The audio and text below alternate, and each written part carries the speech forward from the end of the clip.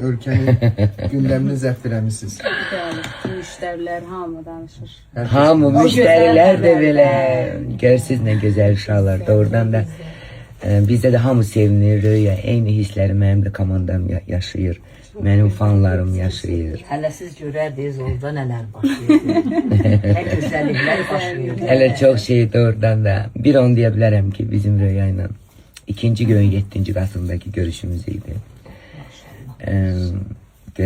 Fanatlarımız, sevənlərimiz görəcəklər ki, çox gözəl layihələr gələcək qarşıdan inşallah.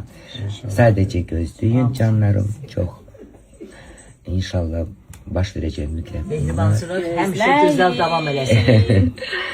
Da amin amin. Bu güzel bir sevgi mesaj olsun show biznesimizə. Belə şeylərlə də örnek olar. Dostluqla, birliklə, anlayışla, sevgi ilə.